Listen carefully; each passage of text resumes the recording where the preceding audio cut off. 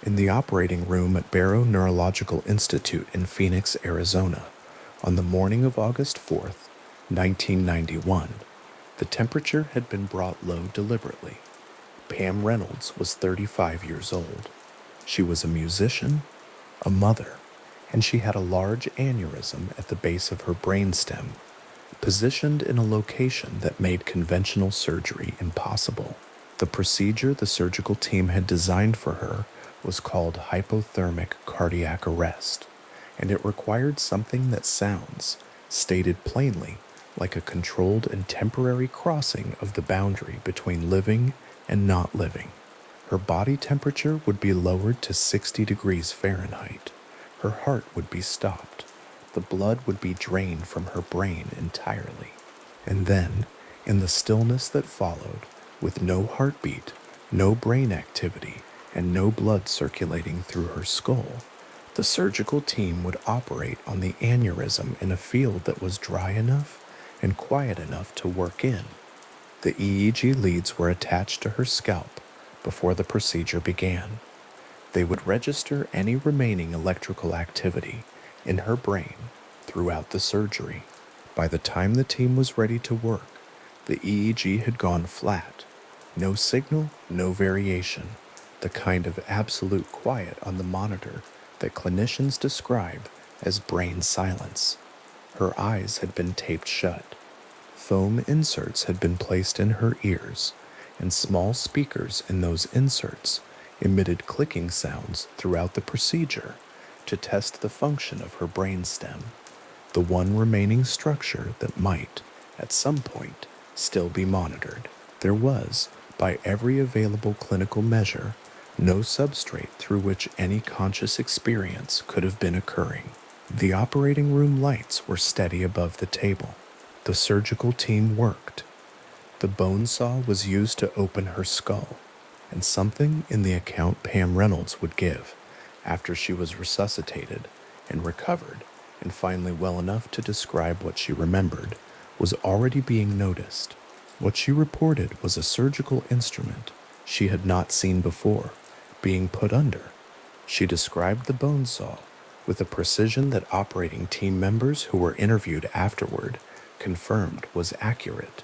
Its shape, the way it sounded, specific details of how it was used. She described conversations among the surgical staff. She described the condition of her own veins and the difficulty the team encountered accessing them in terms that matched the surgical record. The foam inserts in her ears, the clicking sounds testing her brainstem, none of this, according to the clinical documentation, should have been available to her. The case of Pam Reynolds is among the most carefully documented in the medical literature on near-death experience, not because the surgical team was investigating the phenomenon, but because the documentation that already existed for routine surgical recording happened to be precise enough to check her account against. The question of what she experienced during those minutes of brain silence, what she reported later, what she said she perceived, what the surgical record either confirmed or could not account for, belongs to a body of cases that had been accumulating for nearly 2 decades before her surgery took place. The person most responsible for bringing those cases into systematic order was not a surgeon and not a neurologist. He was a philosopher and physician from Georgia named Raymond Moody, and in 1975 he published a book that changed the direction of inquiry into what happens at the edges of clinical death. Raymond Moody had been collecting accounts informally since the late 1960s, first as a philosophy student and then as a medical student, drawn to cases he kept encountering, patients, colleagues, individuals he met through his studies, who described something that did not fit any existing clinical category. By the time he compiled his findings into the book he titled Life After Life, he had gathered accounts from approximately 150 people who had been resuscitated after cardiac arrest or who had survived other events in which clinical death had been documented or closely approached. What they described was not uniform in every detail, but across the accounts, certain features appeared again and again in people who had no prior contact with one another, no shared religious tradition that prescribed the specifics, and no awareness that anyone else had described anything similar. One of those features was a reliving of the life just ended, or in many cases, the life that had very nearly ended. Not a vague impression, not a general sense of the past sweeping by. What witnesses described was a comprehensive and simultaneous re-experiencing of their entire lives, sometimes described as sequential, and sometimes described as occurring all at once, in a way that defied the linear structure of ordinary memory.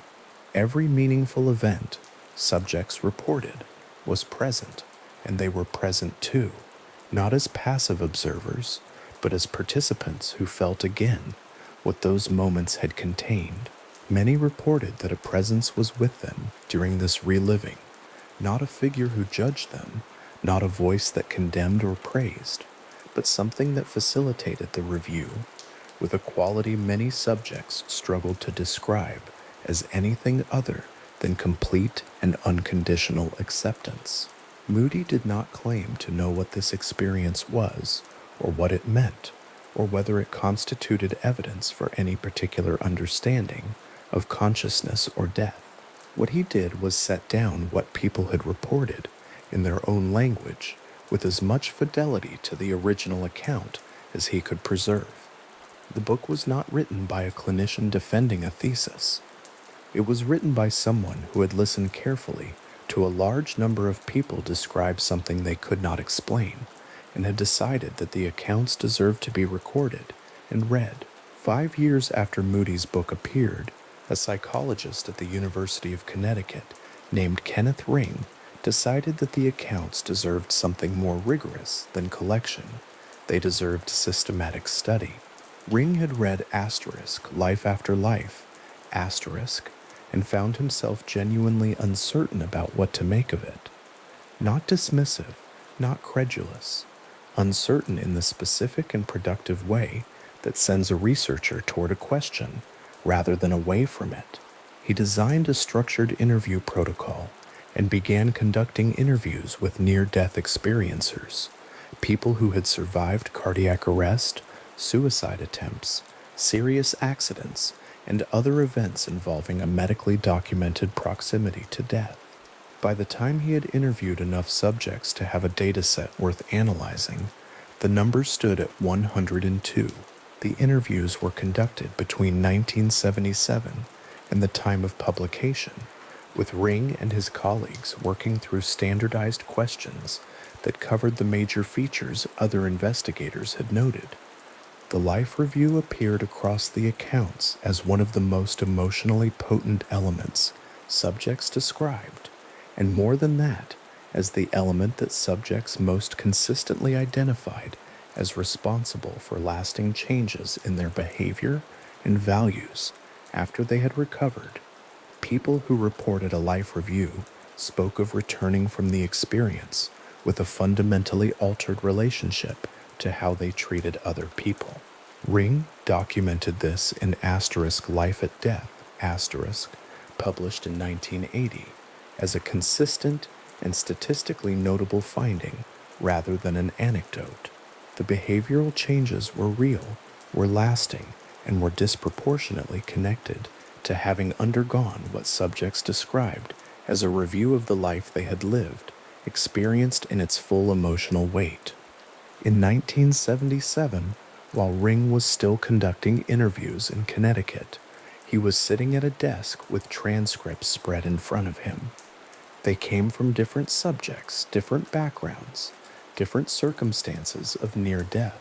He had been reading them carefully enough that he was starting to notice the places where the language converged across unrelated accounts, the same words appearing in interview responses from people who had never met, who described events that had happened in different cities, in different decades, who had no common framework that would predict the specific phrasing they were choosing. One phrase in particular kept appearing. He had begun to circle it in pen across the transcripts as he encountered it. The phrase was some variation of the same idea across accounts that otherwise had no contact with one another. The life review was more real than real life, not as vivid as waking experience, not as detailed, more real. The phrase appeared again and again in different words, pointing at the same quality, a felt reality exceeding anything these individuals had experienced while fully conscious and healthy and going about their ordinary days. Howard Storm was a professor of art at Northern Kentucky University, and he was not the kind of person who read books about near-death experience or gave much thought to what might lie on the other side of clinical death. He was, by his own later account, a committed materialist, someone who regarded religious belief with polite skepticism and personal experience as the only reliable basis for understanding anything. In June of 1985, he was in Paris leading a student art tour, and on the morning of the day, the group was scheduled to visit several museums. He was taken by severe abdominal pain that he initially tried to dismiss and then could not. He was taken to a hospital. He had a perforated duodenum, a condition in which the intestinal wall tears and the contents of the intestine begin leaking into the abdominal cavity. The surgery he needed was not immediately available. He was left to wait. What followed in the account Storm would give and eventually publish began in the hospital corridor, the fluorescent lighting above him, the unfamiliar sounds of a Parisian hospital on a weekday afternoon, the pain that he described as beyond anything he had experienced. He was in the corridor for hours, and then something happened that his account describes as a shift, a movement out of the ordinary conditions of that hallway into something he did not have language for. He would come to call it a near-death experience, though the term felt inadequate. At some point in what he experienced, there was a life review. It was not organized the way he would have organized his own memories. It was not selective in the way he would have been selective if asked to recall the significant moments of his life. It returned to him scenes he had not thought about in years, or in some cases had not consciously registered as significant when they occurred, and it did something that he would spend a great deal of time afterward trying to describe accurately. Storm felt in his life review the emotional experience of the people he had affected, not as an inference, not as an imagined approximation of what they might have felt, but as a direct and unmediated experience of what he had caused in them. His wife, his students, people he had treated with the casual dismissiveness that he acknowledged, in looking back, had been a consistent feature of how he moved through the world. He was an arrogant man, by his own description, certain of his own importance, not especially attentive to the interior lives of people around him. The life review, as he reported it, returned to him the precise emotional texture of what his arrogance had cost them. He felt it from inside them. He described the experience as total, and he described it as the primary cause of a restructuring of his personality, so complete that people who had known him before the event found him, afterward, difficult to recognize. Storm's account is notable not only for what it describes, but for the specificity with which he describes the quality of the empathic transfer. Not that he learned that he had hurt people, not that he understood in retrospect that his behavior had been harmful, but that he was given the direct felt experience of what it had been like to be on the receiving end of who he was. He would say later that this was the most significant thing that had ever happened to him.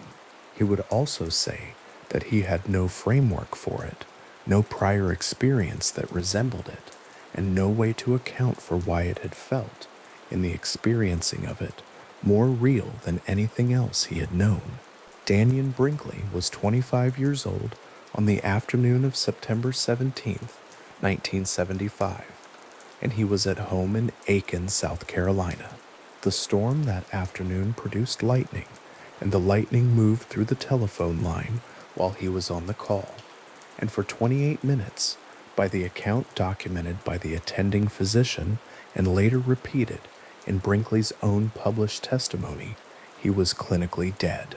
He was not a man who had, up to that point, attracted much admiration for his character.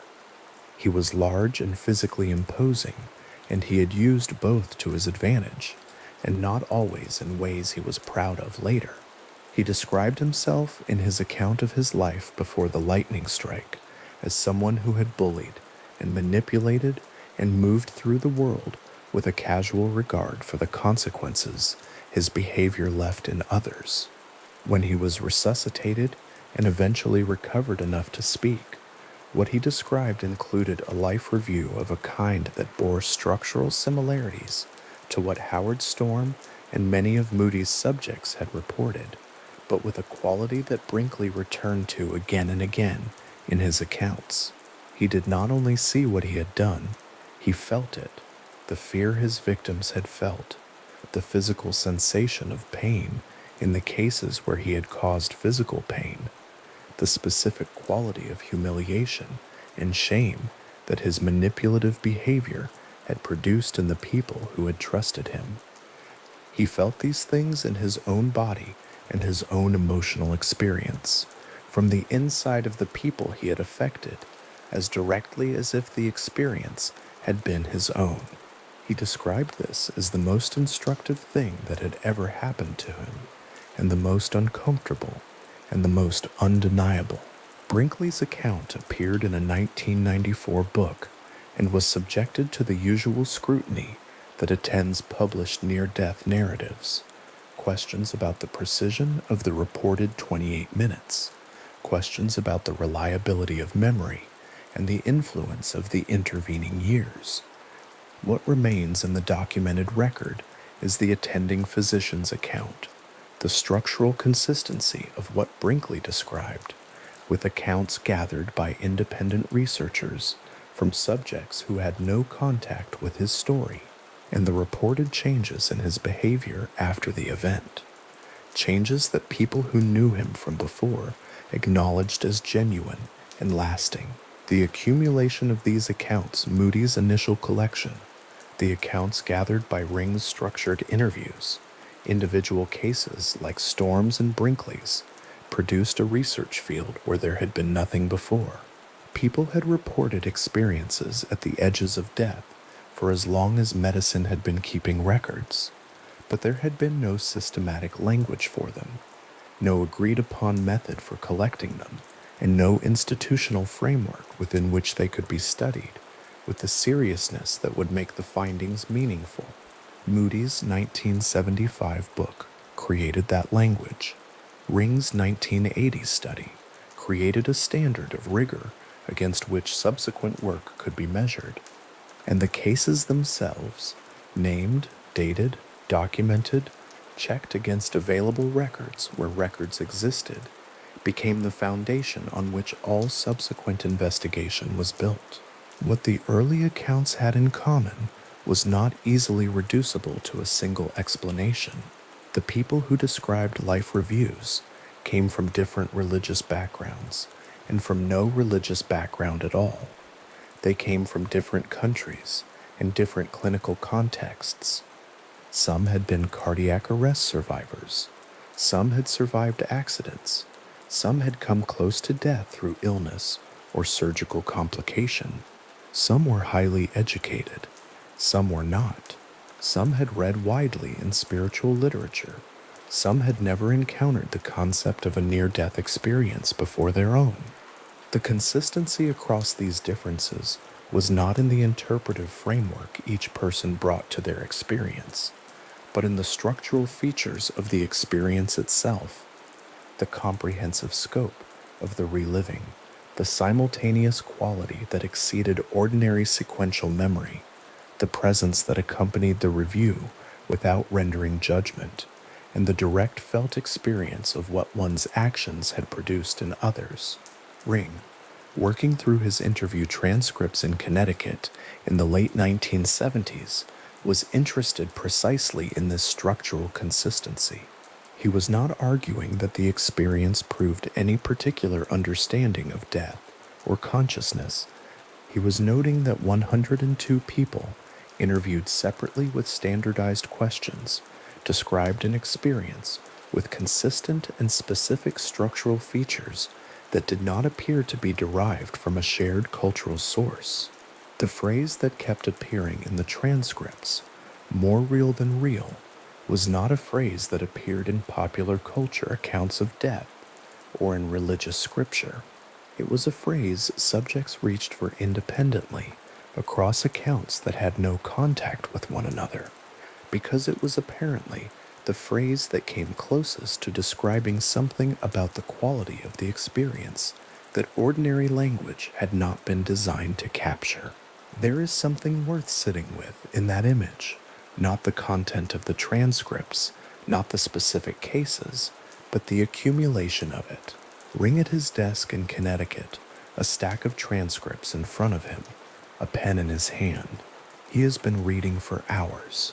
He comes to a passage in the transcript of an interview conducted with a retired schoolteacher from a small town in upstate New York who had survived a cardiac arrest 3 years earlier and who has been describing, in careful and measured language, what she experienced during the minutes when her heart had stopped. She says that what she relived during the review felt more real than any memory she has. She says it did not feel like memory at all. She says it felt like being there. And Ring reads this and reaches for his pen because he has read this before. Not this interview, not this woman, but this exact quality of description in these exact words from a man in Ohio and a woman in Florida and a former soldier from a suburb of Boston, none of whom had any connection to one another or to this school teacher, none of whom had any reason to use the same language unless the language was what the experience had actually required of them. He circles the phrase. He sets the transcript aside. He reaches for the next one. The question he was left with was not one that the research had answered. It had, if anything, made the question sharper. If so many separate people, in so many separate circumstances, with so many separate histories and backgrounds and beliefs, used the same words to describe the same thing, what did that mean about the thing they were describing? It was not a question Ring claimed to be able to answer. It was a question the research had produced, and which the research was not yet equipped to resolve, and which has remained open, quietly and persistently, in the literature and the archive and the careful transcripts of the people who were willing to describe what they experienced and to search with whatever language they had for words that came close to capturing it. The transcripts from Ring's 1980 study still exist. The phrase appears in them in different formulations across accounts that were gathered from subjects who did not know one another. Some of the subjects in those transcripts are still living, some are not. The transcripts remain what they were when Ring first compiled them, careful records of what people reported, noted by a researcher who found the consistency across unrelated accounts genuinely and specifically interesting, and who was honest enough to say that finding something interesting was not the same as finding an explanation, and that the question the consistency raised was one the field would need to keep asking, because the answer, if there was one, had not yet been found. The bone saw in Pam Reynolds' operating room in Phoenix in 1991, Howard Storm in the fluorescent corridor of a Paris hospital in 1985, waiting, Daniel Brinkley holding a telephone in Aiken, South Carolina, while the storm outside moved toward the line. Raymond Moody, with a legal pad on his knee in the early 1970s, listening to an account of a simultaneous reliving of a life. These are the places where the documented record begins. Specific rooms, specific dates, specific people who reported something and then had to find language for it, and then in many cases spent years of the life that remained to them trying to account for what had happened to them in the moments when life had paused. Kenneth Ring's interview transcripts spread across a desk in Connecticut, the pen moving to circle a phrase that appeared again and again in accounts that had no reason to converge. More real than real life, the same words returning across different papers, different handwriting, different interviews from different years, the same reaching for the same inadequate phrase, which was apparently the closest language came to the thing being described. The transcripts sat on that desk. The question they raised sat with them, unhurried, and has been sitting with the research ever since, not as a problem waiting to be closed, but as something the field has kept turning over carefully, in the way that a question worth keeping is turned over gently without needing to arrive anywhere before it is ready to. At the University of Virginia, in a research office sometime in the early 2000s, a psychologist named Bruce Grayson was reading through a stack of interview transcripts that had been gathered across multiple decades, from multiple countries, from people who had no knowledge of one another and no documented exposure to near-death experience literature before their own events. The transcripts were in different languages. The subjects came from different educational backgrounds, different religious traditions, different decades of American and European life. Grayson was looking for patterns. What he found, appearing again and again across accounts that shared no origin point, was a description of a specific sensation that his subjects reached for in similar ways, a sensation of feeling, not an approximation of another person's emotion, not an inference about how someone must have felt, but something they consistently described as a direct and unmediated access to the interior of another person's experience. The phrase appeared with enough regularity across unrelated accounts that Grayson began to treat it as a documented feature of the phenomenon rather than an idiosyncratic detail. The phrase was, "I felt what they felt." What makes this observation specific rather than general is the distinction the subjects themselves drew. Grayson noted across demographically diverse populations that experiencers were careful to differentiate between imagining how someone felt and what they reported during the life review. A subject who was a nurse described the difference in clinical terms, the way a practitioner learns over years to read a patient's distress accurately is still a form of inference, she said, a skilled reading of external signs. What she described during her life review was categorically different from that. It was not reading, it was not inference, it was, as she put it in her interview transcript, simply being inside the fact of it. Grayson documented this distinction appearing across populations with no prior knowledge of NDE literature, which meant the language was not borrowed. The subjects were reaching, independently, for the same characterization of an experience they had no shared vocabulary to describe. The empathic dimension of the life review, as Grayson's research framed it, is not the same as the broader phenomenon of reliving one's past. Accounts of life reviews frequently describe a rapid and comprehensive panoramic replay, events from across a lifetime appearing simultaneously or in rapid sequence, vivid and specific and immediate. That feature is distinctive enough on its own. The empathic dimension is a further quality within that replay, the sense that each scene in the review arrives not only from the experiencer's own remembered perspective, but from the perspective of every other person present in that scene. The subject is both the agent of the action and the recipient of it at the same moment. Grayson's research across populations suggested this was not a universal feature of all life review accounts, but it was consistent enough, and the language describing it was similar enough across unrelated subjects that it appeared in his documentation as one of the most structurally distinctive features of the phenomenon.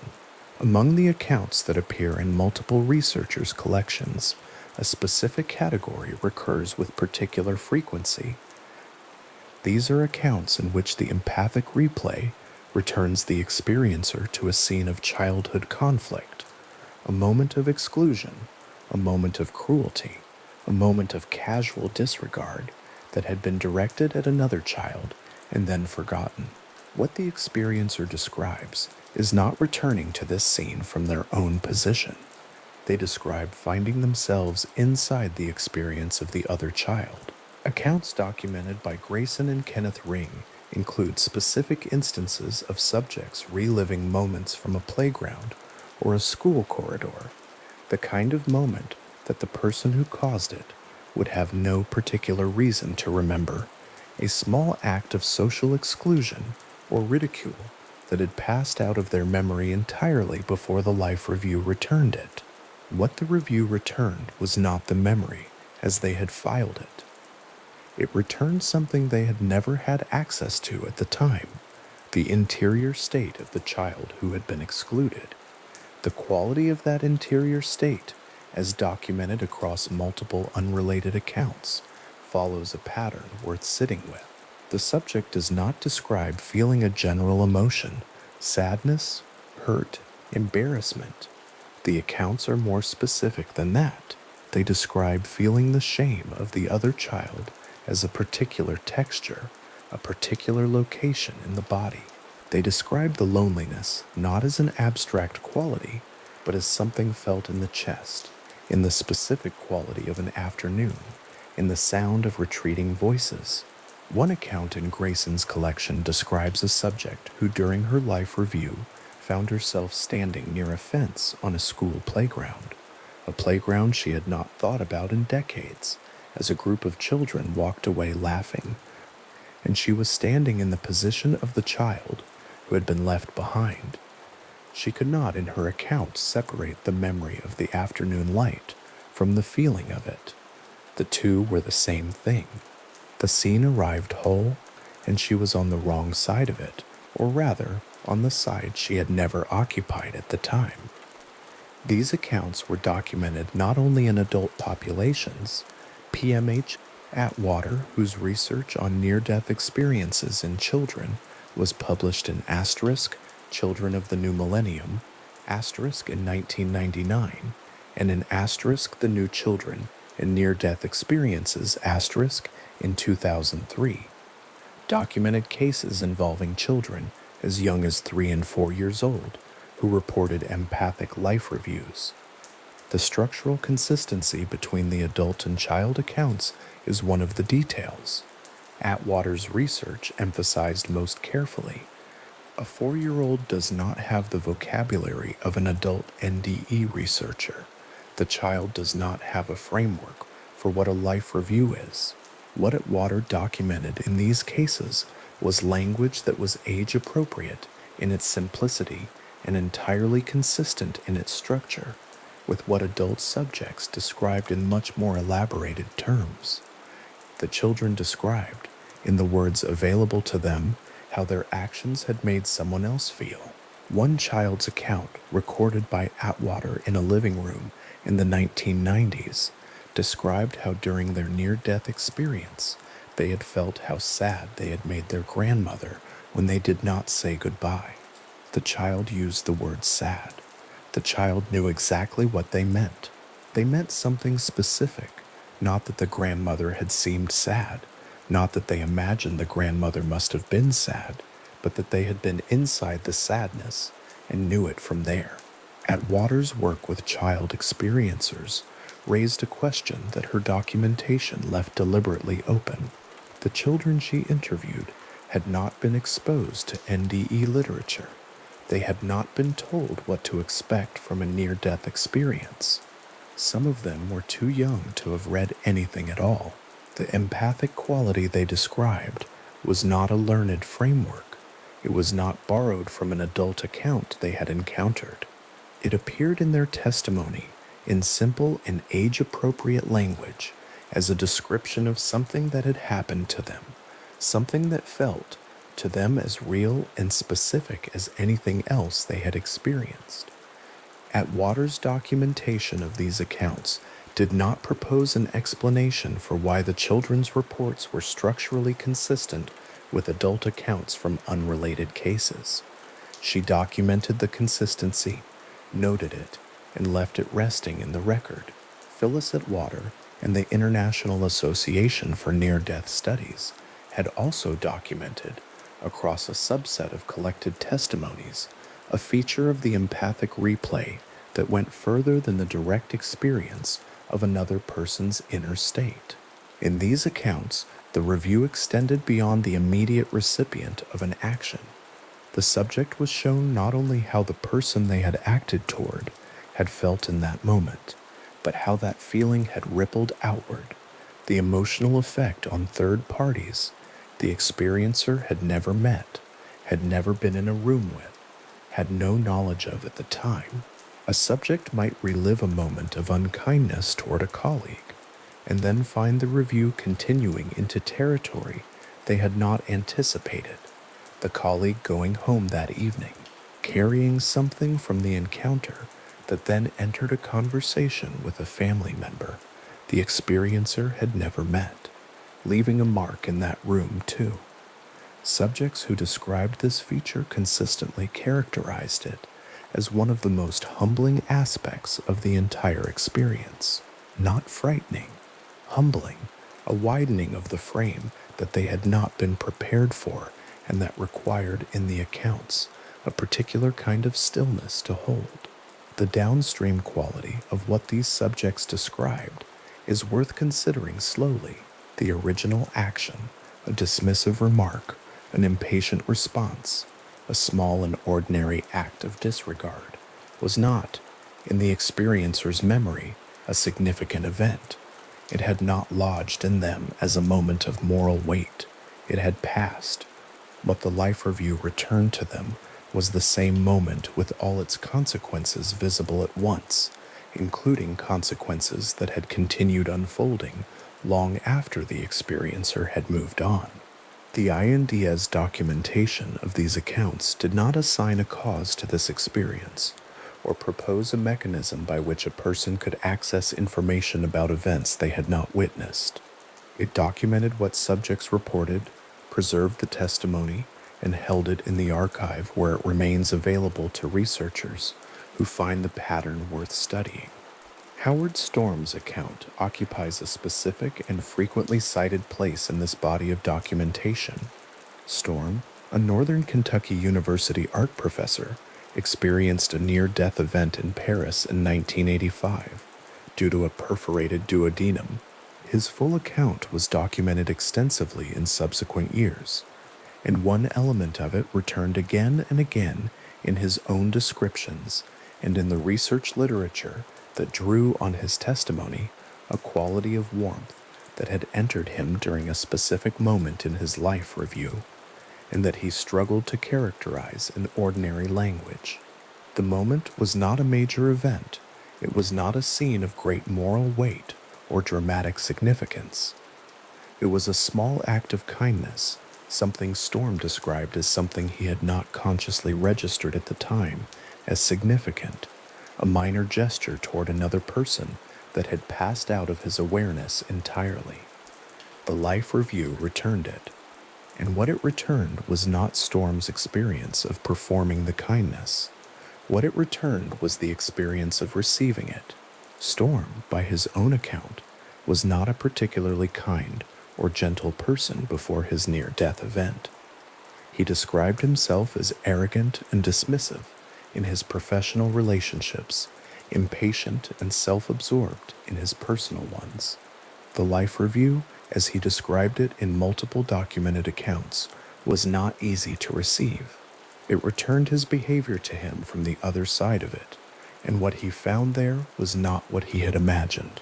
But the moments that he returned to most consistently in his later descriptions, the moments he kept trying to find language for, were not the painful ones. They were moments like this one, the forgotten act of kindness felt from the inside of the person he had been kind to, arriving as warmth in a way that he could not separate from the physical sensation of something entering him from an unexpected direction. He used the word warmth consistently across different accounts of this detail, as though the word was not metaphorical, but as precise as he could get. It was not an emotion about warmth. It was warmth arriving as though from outside, entering him as something he received rather than generated. The consistency of this specific image, warmth arriving from the direction of a forgotten kindness, experienced from the recipient's interior, is one of the details that appears across accounts in Grayson's research as well. The empathic replay in these accounts is not selectively weighted toward moments of harm. It applies equally to moments of kindness. The subject feels from the recipient's side what the kindness produced, not as a reward, not as a moral ledger entry, but as the same unmediated interior access that applies to every other scene in the review. What researchers documented across multiple unrelated accounts was that these moments of kindness received from the inside were frequently described as among the most quietly profound experiences of the entire near-death encounter. Not dramatic, not spectacular, something simpler and more persistent. The felt quality of having mattered to someone, arriving in the form of what the mattering actually was to that person, held without commentary, inside a moment that the experiencer had long since forgotten. The research question that Grayson's documentation circled around across years of collected testimony was not whether these experiences were real in a philosophical or metaphysical sense. His documentation was careful to remain in a different register from that. What his research mapped was the phenomenon as reported, the qualitative features, their consistency across populations, the way the language converged, even when the people using the language had no contact with one another. A subject in Belgium describing the empathic quality of their life review in French, and a subject in Ohio describing the same quality in English in a different decade, were using different words to describe a structure that, when the transcripts were placed side by side, appeared to be the same experience. The convergence was what Grayson documented. The explanation for the convergence was something he was careful, in his published research, to leave open. The image that returns in reading through this body of documentation is of a researcher in an office somewhere, surrounded by files from different countries and different decades, marking passages where the language crosses over. Not identical language, each account arrives in the particular voice and vocabulary of the person giving it. The crossing over is structural. The claimed experience of occupying another person's interior state during a life review appears in accounts that have no documented connection to one another, in populations that include people who had never heard of a life review before they had one, in children too young to have been shaped by the literature. The convergence does not explain itself. It sits in the documentation, consistent and persistent, and the documentation holds it there without forcing it toward a conclusion. There is a further quality in the recorded accounts that Grayson's research noted, and that appears in the I&S archive, with enough frequency to belong to the documented phenomenology rather than to individual testimony. Subjects describe during the empathic replay a quality of simultaneity that ordinary language struggled to hold. They were not moving from their own perspective to the other person's perspective, sequentially, as one might in imagination, first imagining the scene from one side, then from the other. They described occupying both perspectives at the same time. They were the agent of the action and the recipient of it in the same moment, without discontinuity between the two. Some subjects in the archive used the phrase two places at once and then withdrew the phrase and reached for something more accurate. Not two places, one place, from two sides at the same moment. The reported experience did not involve switching between positions. It involved holding both positions simultaneously in a way that subjects consistently described as unlike anything available in ordinary waking or dreaming consciousness. And this simultanea is one of the features that researchers including Grayson and Ring have noted as distinctive, not because it establishes any particular claim about what the experience was, but because it appears consistently enough across unrelated accounts to belong to the documented pattern. Subjects from different backgrounds, different cultures, different decades, who had no prior knowledge of what a life review would contain, used different language to describe the same structural feature. The dual perspective, held at once, without the seam between them that imagination would normally produce. Ring's research through the University of Connecticut had noted this quality in a subset of the accounts he collected, and the documentation of it in those transcripts, accounts from the late 1970s and early 1980s, before NDE literature had entered mainstream awareness, carries a particular weight precisely because the subjects had nothing to borrow the description from. Kenneth Ring had noted in his interview work something that he returned to in various formulations in his published research. The quality his subjects reached for when describing the empathic dimension of the life review was not emotional intensity in the ordinary sense. Intense emotions were present in many accounts, but the feature that distinguished the empathic replay from anything subjects could compare it to was not its emotional force, it was its directness. The closest they could get, in many accounts, was to say that feeling what the other person felt was not like feeling an emotion, it was like receiving information. Information that arrived not as an intellectual content, but as a full sensory and emotional fact, arrived in the body, arrived as something that was simply present, rather than as something generated from within. Ring documented this quality across accounts in the early 1980s and continued to find it in the research literature that extended from his initial work. The subjects were not describing an inference or an empathic imagination. They were describing something that arrived.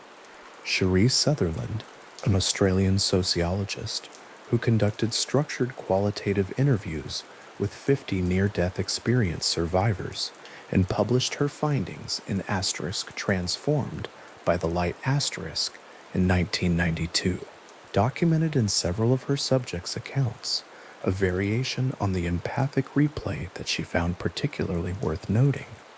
The moments that returned in the life review were not always the ones that seemed significant. Several of her subjects described being brought to scenes they had not expected, scenes with people they had barely registered at the time. A taxi driver, spoken to dismissively, a stranger passed without acknowledgement in a corridor. These were not moments of dramatic harm. They were the ordinary social dismissals that most people accumulate and release without a second thought, the moments that leave no particular mark in memory because they cost the person who committed them nothing at all. What Sutherland's subjects described in the life review was that these moments had not cost the other person nothing. The taxi driver had been dismissed in a way that fit into a larger pattern in his life, a pattern of being treated as invisible, of being present in a room, but not quite registered as a person worth attention. Sutherland's subject felt, from the driver's interior, not anger, but something quieter and more persistent, a wariness that had been there long before the encounter, and that the encounter had confirmed and deepened. The subject had not known this at the time. There was no way they could have known it. The life review, as the subject described it, returned the encounter with its full interior weight, Visible, weight that had been entirely invisible to the person who had caused it. Sutherland's documentation of these accounts, in the context of relatively minor interpersonal moments, encounters that registered as nearly nothing for the person who committed them, gave her research a particular quality of quiet weight. The subjects who described these experiences were not describing great moral catastrophes reviewed from the other side. They were describing the ordinariness of what one person's moment of inattention could mean to another person, revealed with a completeness that left her subjects, by their own accounts, significantly altered in how they moved through daily life afterward. The behavioral changes that Ring had noted in his research, and that Grayson's work confirmed across populations, were frequently attributed by subjects not to the most dramatic moments of the review, but to these smaller ones, the invisible moments given their full interior weight for the first time. The quality that persists across all of this documentation, and that researchers working in this area have noted consistently without proposing a complete explanation for, is the claim that the information arrived. The subjects did not describe generating it. They did not describe imagining it or reconstructing it from available clues. They described a direct and immediate access to another person's interior experience, interior states that the experiencer had not witnessed, and in many documented cases could not have known about, that arrived complete, specific, and with the textural particularity that distinguishes real experience from imagination.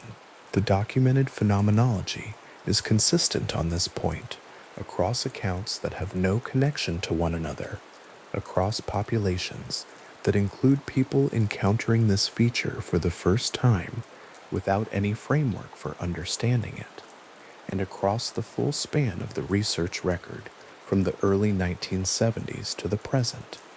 What the research has not produced is a satisfying account of how this could be. The documented convergence across populations, the same structural feature, described in different languages, in different decades, by people with no shared exposure to the literature, is what remains in the record, patient and unresolved, as a persistent characteristic of the phenomenon that sits outside any framework currently available to account for it completely.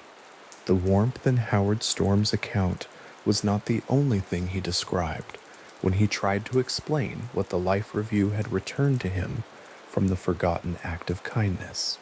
He described it also in spatial terms, a warmth that entered from outside rather than arising from within, a warmth that felt received rather than generated, a warmth that carried with it the full quality of what it had been to receive a small act of care from another person on an ordinary day. In his later accounts, Storm returned to this description with a consistency that suggested he was still finding it among the most difficult things to characterize in available language and among the most difficult things to put down. The warmth from the inside of a person he had been kind to, arriving as though it had always been there, waiting in the moment for him to finally occupy the other side of it. The research documenting his account and the accounts of others who described something structurally similar holds that warmth in its archive, unresolved and specific, to quality reported across unconnected lives that the record preserves without claiming to explain, still present in the documentation, in the specific weight of what one person's warmth, received fully for the first time, can be. In a Dutch hospital in the early 1990s, Pim van Lommel sat down across from a man who had been resuscitated after cardiac arrest and began asking questions from a structured form. The man had been clinically dead. The resuscitation team had brought him back. 2 weeks had passed before this conversation, and von Lommel's protocol was careful. He wanted the account after the acute emotional period had settled, after the drugs and the exhaustion had cleared, after the man had had time to find words for what had happened, rather than simply the feeling of it. What the man described was a comprehensive reliving of his life, a panoramic and simultaneous review of events he had not thought about in years, experienced with a vividness he said exceeded any waking memory. Van Lommel wrote it down, filed it, and moved to the next case. He would continue doing this across 10 Dutch hospitals for 8 years. The study he was building was prospective. Patients were enrolled before any event occurred, not selected afterward, because they had reported something interesting. Every cardiac arrest survivor across the participating hospitals was eligible for interview. The methodology was designed to exclude the most obvious sources of bias. Van Lommel was not looking for cases that would confirm any particular conclusion. He was looking for whatever the data contained, and he wanted enough of it to say something honest. By the time the study closed, he had interviewed 344 cardiac arrest survivors. 62 of them, approximately 18%, reported a near-death experience, meeting the criteria he was using. Among those 62, a significant proportion described something that had appeared consistently in unaffiliated accounts from other countries and other decades. The life review, not a general impression of one's past, but a specific, detailed, emotionally saturated, reliving, often described as simultaneous rather than sequential, often described as accompanied by something that felt like a non-judgmental presence, and consistently described using language that placed it outside ordinary categories of memory or imagination. Van Lommel published his findings in The Lancet in December 2001. The study was specific about what it had found, and specific about what it had not. Among the questions his data raised was one the field had not yet answered satisfactorily. Why did some patients report a near-death experience, and others did not, when the medical conditions appeared comparable? Duration of unconsciousness did not reliably predict it. Medication levels did not reliably predict it. Prior psychological history did not reliably predict it. The factors that typically explain variation in conscious experience during physiological crisis did not account for who reported a life review and who did not, and Van Lommel, writing carefully in the published paper, noted that this pattern was difficult to account for within purely physiological explanatory frameworks. The paper was read widely. It was read by cardiologists and neurologists and by researchers in psychology departments who had been collecting NDE testimonies for years from the outside of medical science.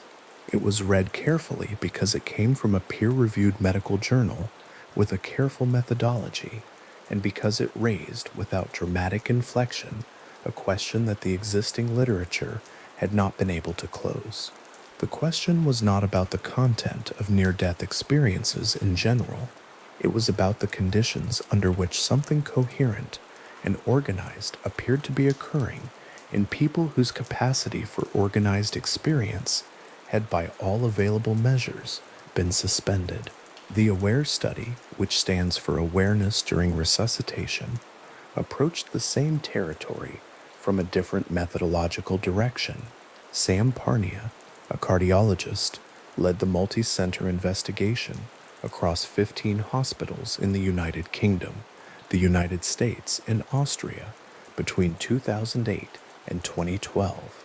The study was designed to test a specific falsifiable question. If some patients during cardiac arrest were reporting accurate perceptual experiences of the resuscitation room from a perspective elevated above their own body, could those experiences be verified against physical targets placed in the room specifically for that purpose? In each resuscitation area participating in the study, a laminated visual target was positioned face down on a high shelf near the ceiling, an image that could only be seen from above. The targets remained in their positions through hundreds of resuscitations across the years of the study. The shelf and its laminated surface and the image printed on it were present in those rooms, the way any piece of medical equipment is present, quietly, without announcement, through procedure after procedure. Most of the people resuscitated in those rooms did not survive, and of those who did survive, most reported no anomalous experiences at all. That is the base rate. It is the condition against which whatever was reported needs to be understood. Parnia's findings, published in the journal Resuscitation in 2014, documented that approximately 40% of the surviving patients who were interviewed reported some form of awareness or conscious experience during their resuscitation, though the majority were unable to describe it in specific detail. One patient, a 57-year-old man, provided an account of observations during his resuscitation that was verified against the independent accounts of the medical staff, the sequence of events, the equipment used, the actions of specific personnel. His account of what he had seen was, by the assessment of the investigators, accurate in ways that could not be attributed to prior knowledge or reasonable inference. The visual target on the high shelf was not seen by any patient in the study. That fact is part of the record. So is the verified account. Both persist in the published literature, neither canceling the other. What the AWARE study documented ultimately was not a confirmation and not a refutation. It was a demonstration of how difficult it is to design research that can actually test the questions the phenomenon raises, and of how much depends on the particular details of particular cases. A patient who was both conscious enough to observe and specific enough to be corroborated, and who happened to be positioned in relation to a target they could have seen. The study is ongoing. The methodology is being refined. The cases that have emerged from it are already part of the literature, and they will continue to be read and reread as research in this field continues. The territory where neuroscience has approached the life review phenomenon directly is particular and specific, and it begins not with near-death experience, but with epilepsy surgery. Wilder Penfield was a Canadian neurosurgeon working at the Montreal Neurological Institute beginning in the 1930s. His work with patients suffering from treatment-resistant epilepsy required him to operate on the brain with the patient conscious, a procedure made possible by the fact that brain tissue itself has no pain receptors, so that he could map the cortex and identify the tissue responsible for seizure activity without accidentally removing areas responsible for language or movement. While doing this mapping, Penfield used a small electrical probe to stimulate the surface of the cortex and observed what the stimulation produced. What he found in the temporal lobes was striking. Stimulation of specific sites caused patients to re-experience past events with a vividness that they described as indistinguishable from the original experience. Not simply remembering, reliving. One patient suddenly heard a piece of music playing precisely as she had heard it years before. Another reported hearing voices from a specific remembered conversation. Another experienced a scene from childhood with what he described as complete sensory fidelity.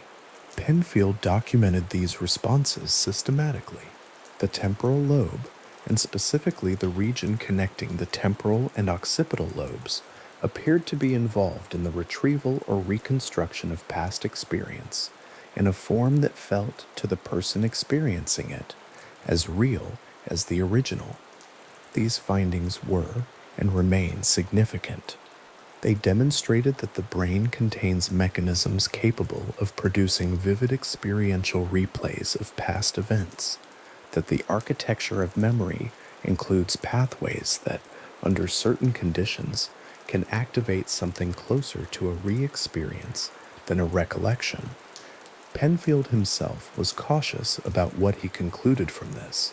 He noted specifically, in his own writings, that what electrical stimulation produced was always fragmentary and isolated, a piece of music, a conversation, a scene, and that the comprehensive panoramic and simultaneous quality consistently described in life review accounts was not something his stimulation experiments had replicated or were capable of replicating.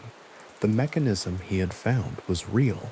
Whether it was the mechanism responsible for what life review accounts described was a different question, and one he did not claim to have answered. The temporal lobe remained central to subsequent neurological frameworks attempting to account for near-death phenomena. Kevin Nelson, a neurologist at the University of Kentucky, proposed a hypothesis rooted in REM sleep research. His argument was that physiological crisis, cardiac arrest, severe blood loss, traumatic injury can activate REM sleep mechanisms during wakefulness, and that REM intrusion into waking consciousness might produce the kind of rapid, emotionally saturated, narratively organized experience that near-death accounts describe. REM sleep is already associated with consolidated memory processing and with a specific kind of vividly experienced, emotionally real inner experience. If those mechanisms could be activated in a person who was technically awake, or at the physiological border between waking and unconsciousness, they might account for the particular qualities of the life review. Nelson assembled evidence for this framework across sleep research literature and NDE testimony, looking at places where the languages of the two bodies of material converged, the quality both described as more real than real life, the emotional saturation, the sense of organized, narratively coherent experience that felt different in kind from ordinary memory or imagination. There was real overlap. Researchers, including Bruce Grayson and Pim van Lommel, engaged with Nelson's framework seriously and raised specific objections. The most pointed of those objections concerned timing. A significant number of documented NDE accounts, including Pam Reynolds' case in 1991, in which her brainwaves were confirmed flat by EEG throughout the most anomalous reported portion of her experience, describe the life review or perceptual content occurring during periods when the EEG record shows no detectable cortical activity. If the neural substrate for REM intrusion requires functioning cortical tissue, the hypothesis faces a specific empirical difficulty in those cases. This is not a point about which researchers have reached agreement. It is a point the literature continues to hold open. Nelson's hypothesis and the objections to it remain part of an active scientific conversation. Neither side of that conversation has produced a finding that closes it. What has been established is that the brain contains mechanisms relevant to the kinds of experiences being described, and that those mechanisms do not fully account for all the documented cases, and that the gap between what has been explained and what remains unexplained is itself a subject of ongoing investigation. The 2023 study from the University of Michigan moved into that gap from a specific direction. Researchers monitoring 4 comatose patients dying of cardiac arrest placed EEG equipment in the room and recorded brain activity continuously through the dying process. Most of what they recorded was what would be expected, the progressive quieting of cortical activity as blood flow decreased and the brain's metabolic resources were exhausted. In 2 of the 4 patients, at the moment of cardiac arrest and in the seconds immediately following it, the recording showed something different. In those 2 patients, the EEG recorded a dramatic surge of high-frequency gamma wave activity.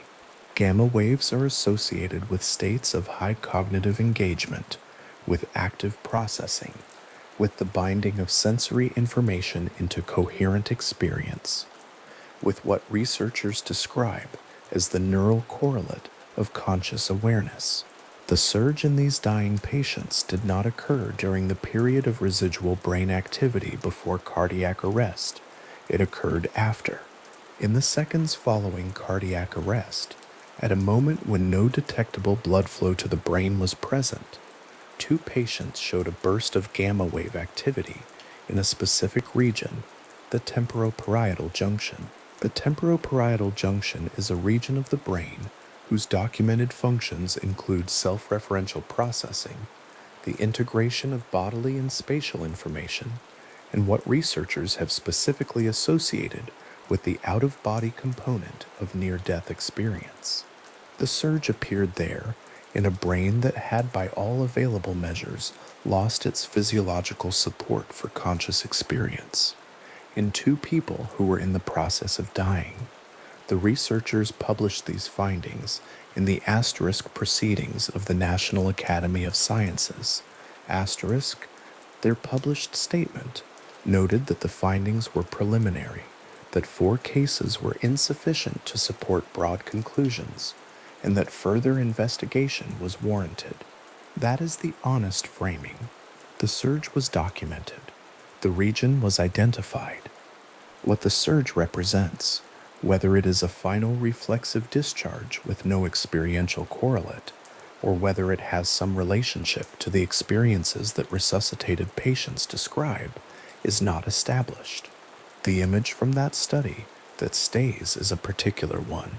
The brain scan showing the gamma wave surge in the temporoparietal junction in the seconds after cardiac arrest has a specific visual character, a region that had been going quiet, that the preceding scans showed darkening and quieting, and then in those final seconds, a flare. Bright on the scan where the surrounding tissue had dimmed, appearing in a part of the brain associated with the experience of self and space and the sensation of leaving the body, at the precise moment when the body's capacity to sustain any of that was understood to have been withdrawn. It would be imprecise to call this a confirmation of anything the NDE literature describes. The researchers themselves did not frame it that way. It would be equally imprecise to dismiss it as a simple artifact of dying tissue, because if it were simply a dying artifact, the question of why it appears specifically in the temporoparietal junction, in the gamma frequency range, and with the intensity the scan records, remains unanswered. The study is already being used as a reference point in subsequent research. Other teams are designing studies that attempt to replicate and expand the finding. The scan exists in the published literature. The finding is part of the record, and the record remains open. The honest position that the research occupies at the moment is one that most researchers in this field have been trained to be comfortable occupying. A position in which a phenomenon is clearly documented, in which multiple serious investigative frameworks have approached it, in which some things have been established, and in which the most interesting questions are still genuinely open. Pim van Lommel, in his writing after the Lancet paper, was careful to say that his data was inconsistent with purely physiological explanations without claiming that it was evidence for any specific alternative. Sam Parnia, discussing the AWARE study, was careful to distinguish between what was documented and what the documentation implied, and to note how much depends on the quality and specificity of individual accounts within a large data set.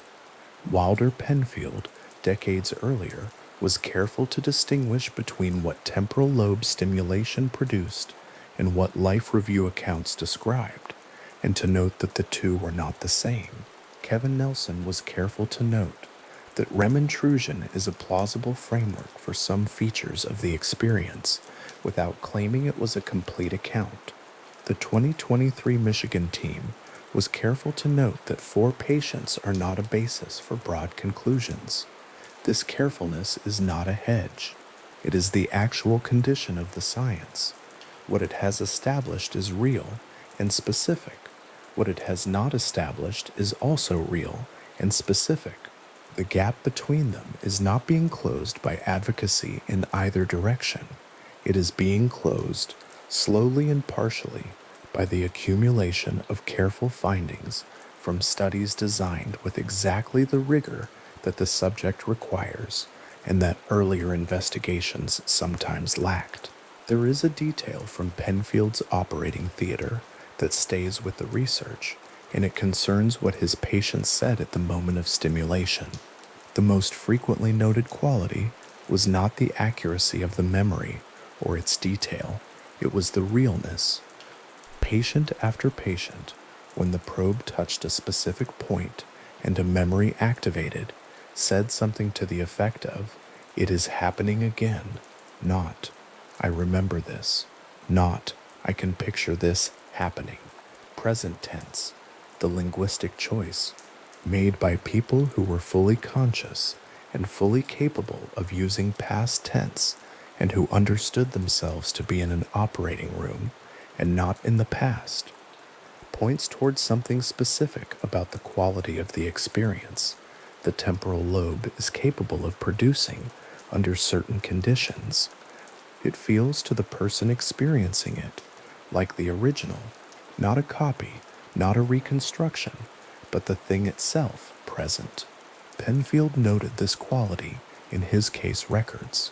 He noted it without making a strong claim about what it meant. He observed it as a consistent finding and documented it as such. The life review accounts collected by Van Lommel and Ring and Grayson and the Indes archive use the same language, not remembering but reliving, not recalling but being there, not watching but being inside it again. The consistency of that linguistic detail across documented accounts from patients who had not read the prior literature and from patients in different decades in different countries is part of what the research continues to examine. Bruce Grayson at the University of Virginia has spent decades examining what the documented accounts share and where they diverge. His observation, made in multiple published papers, is that the empathic dimension of the life review, the quality of feeling others' experiences from the inside rather than inferring them from the outside, appears across his demographic samples with a consistency that is difficult to explain as a product of shared cultural expectation. Populations with no prior exposure to NDE literature, populations from cultures in which the concept of a life review has no traditional analog, describe the same quality, not what the other person must have felt, but what the other person was feeling, experienced directly and without the mediation of inference. The mechanism that would account for that specific quality, the unmediated access to another's inner state, is not something that the neuroscience of memory retrieval has yet described. The study published by Sherry Sutherland in Australia, the accounts archived at the INDS collection, the cases collected by Van Lommel and Ring and Grayson, they form a body of material that has been accumulating for decades, and that, taken together, presents the research with a consistent and specifically characterized phenomenon that the current explanatory frameworks partially account for and partially do not. The partial accounting is real. The temporal lobe is involved in memory. REM mechanisms are involved in certain forms of vividly experienced replay.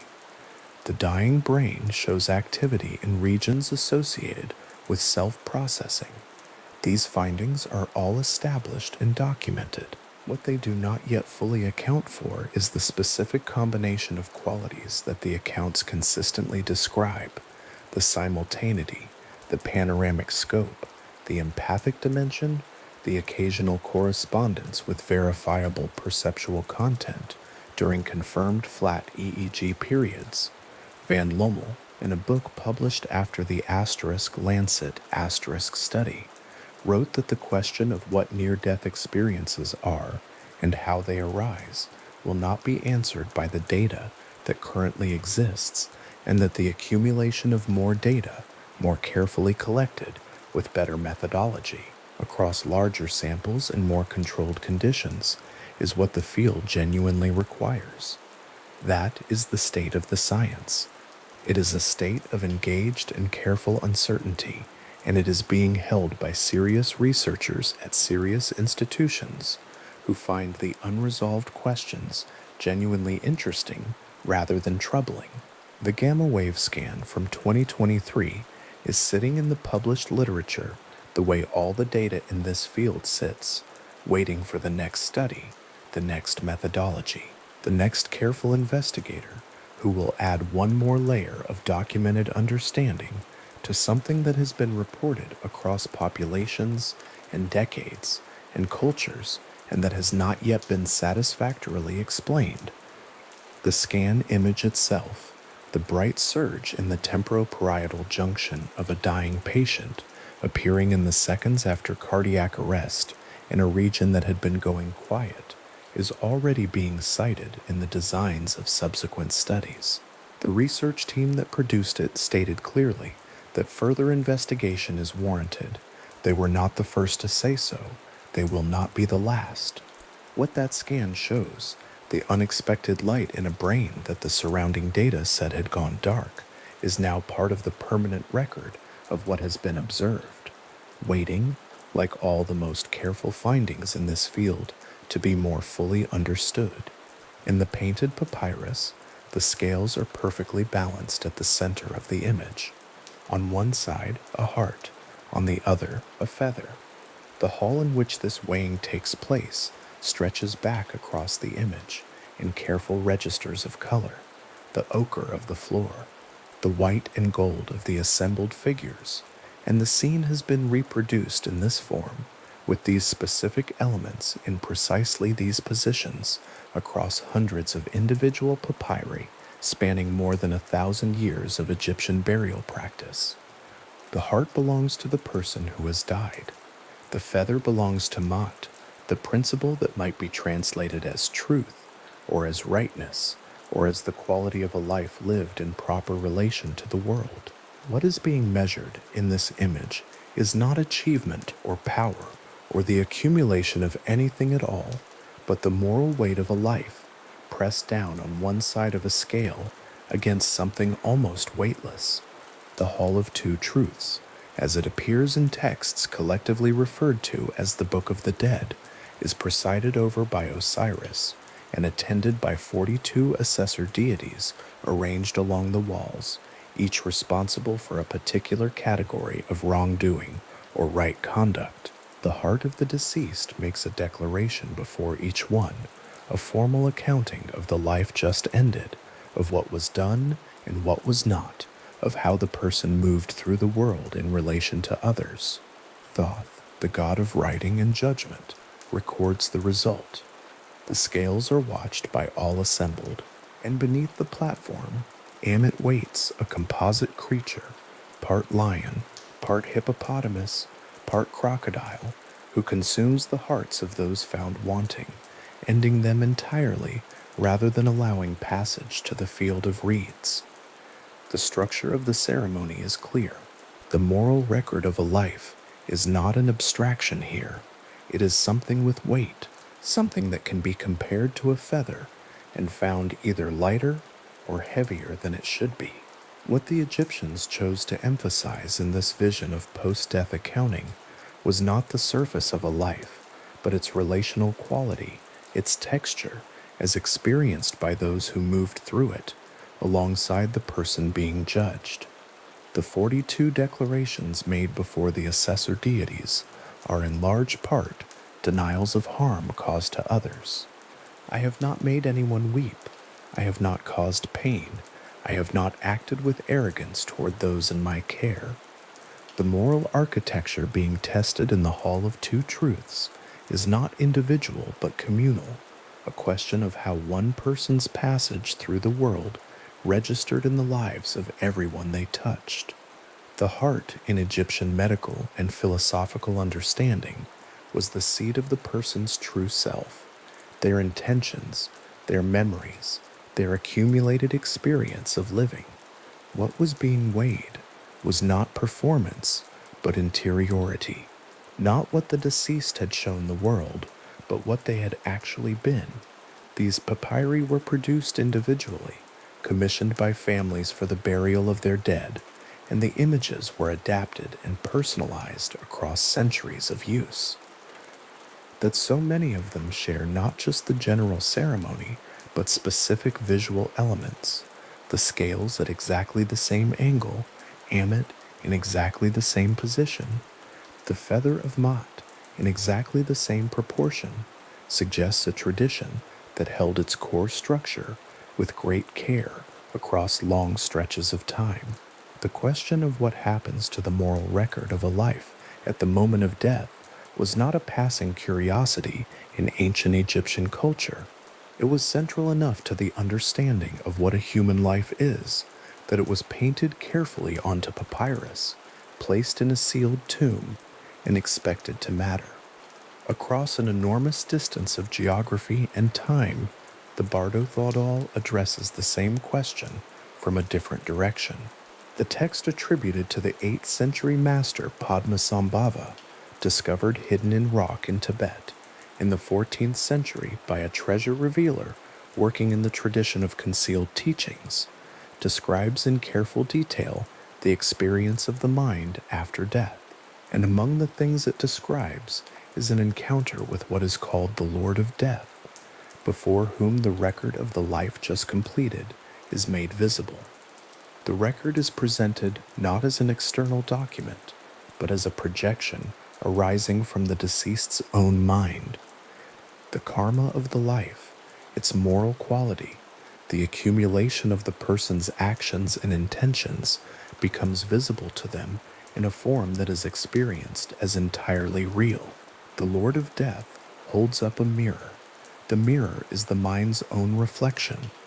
What the deceased sees in it is the life they lived, made inescapably clear. The text is specific about the nature of this encounter. It is not a punishment administered from outside. The Bardo Thodol consistently emphasizes that what appears terrifying in the death state is a projection of the mind's own contents, and that the instructions given to the dying person are aimed at helping them recognize this, to see that the frightening figures, the judgment, the vivid replay of the moral record are all arising from within rather than being imposed from without. This is a particularly striking structural feature when held against the contemporary accounts of life review reported in near-death experiences, in which experiencers almost universally describe the absence of external judgment and the presence of something more like profound self-recognition, a seeing clearly, without a sentence being rendered. The Bardo Thodol, composed or compiled in the 8th century and hidden until the 14th, describes something with that same structural quality, not condemnation from outside, but a direct encounter with the truth of one's own actions arising from the person's own consciousness. In the lamplit rooms where monks copied the Bardo Thodol after its 14th century discovery, the hands moving across the page were transcribing instructions, not philosophy alone, but practical guidance for a transition understood to be coming for every living person. The text was designed to be read aloud to the dying. The monk copying it knew that someone, somewhere, would hear these words in the moments after death began. The specific passages describing the mirror of karma, the vision of the life's moral record, the recognition that judgment is self-arising, these were understood to be not metaphors, but descriptions of something the dying person would actually encounter and for which they needed to be prepared. Plato, writing in Athens in the 4th century BCE, placed a similar encounter at the center of one of the most elaborated myth structures in the Western philosophical tradition. The myth of air appears near the end of the Republic, a work concerned throughout with justice, with what constitutes a good life, and with whether virtue is worth pursuing. At the very end, after the extended argument has run its course, Plato introduces a soldier named who dies in battle and revives on his funeral pyre 12 days later. What reports having witnessed during those 12 days is a structured afterlife in which souls are reviewed based on the complete moral record of the lives they have lived.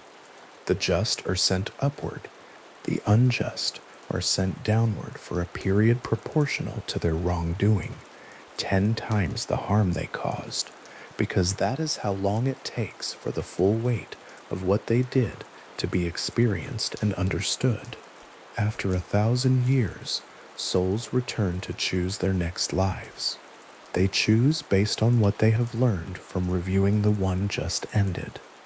The Republic as a physical scroll was read aloud in Athens. It was copied and transmitted across centuries. The myth of is not a decorative ending. It is the place where Plato grounds everything that came before in a vision of what lives ultimately amount to. The structure of the myth turns on a specific conviction that the moral weight of a life is not erased at death, but is reviewed in full, and that the review matters. The souls who choose poorly in the myth of are the ones who have not truly understood the moral record of their previous life, who have not felt with complete clarity what their actions amounted to. The myth describes a kind of learning that only becomes possible when a life is seen from the outside and from the inside simultaneously, and when the full consequences of what one did are made legible.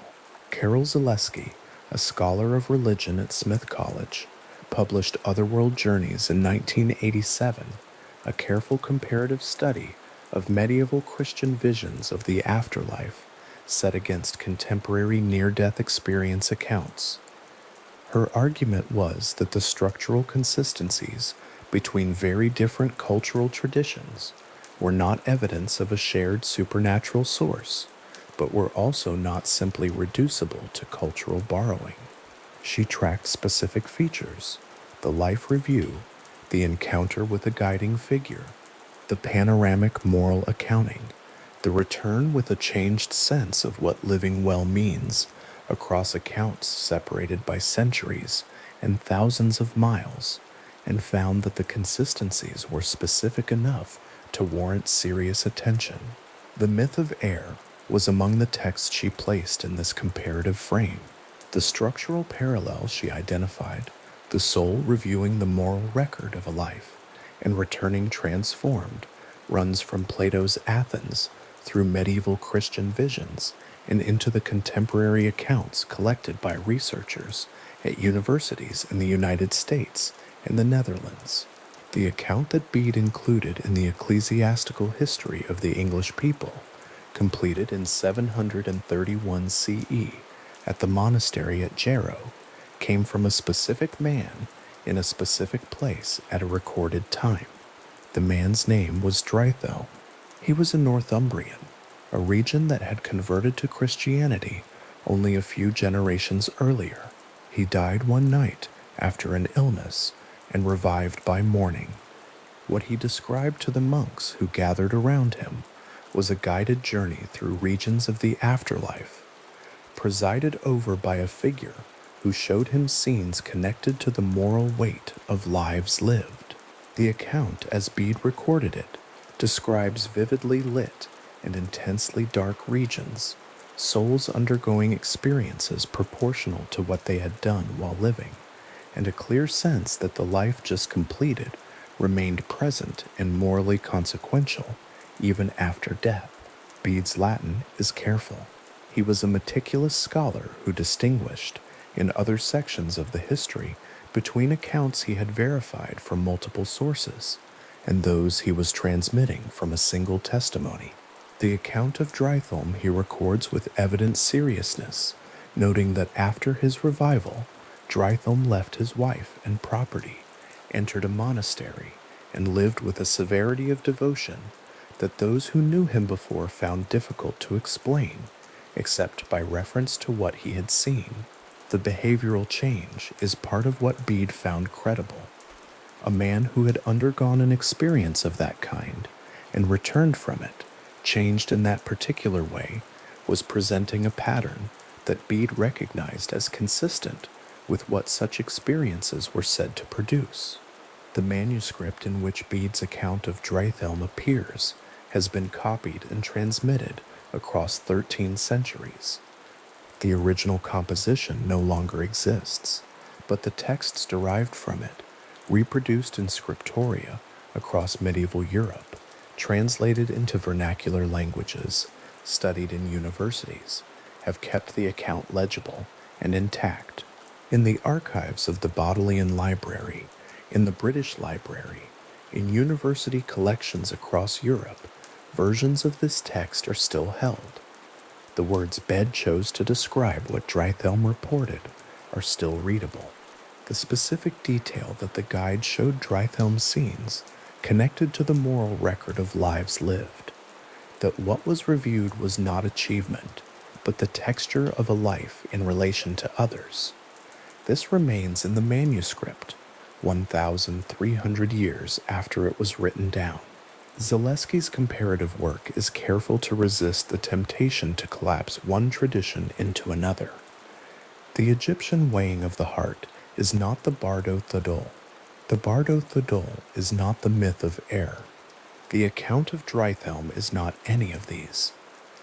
Each tradition describes the encounter with a life's moral record in terms that arise from its own particular understanding of what a person is, what death is, and what justice requires. The Egyptian heart is a physical organ with metaphysical weight. The Tibetan karma is a mental accumulation with visible form. The Platonic soul is a rational being whose choices across multiple lives compose a larger pattern. The Christian soul in Bede's account is a unique and unrepeatable person whose moral record belongs to a single lifetime and matters before God. These are different descriptions. They inhabit different cosmological systems. They make different claims about what the life review is, what it is for, and who or what presides over it.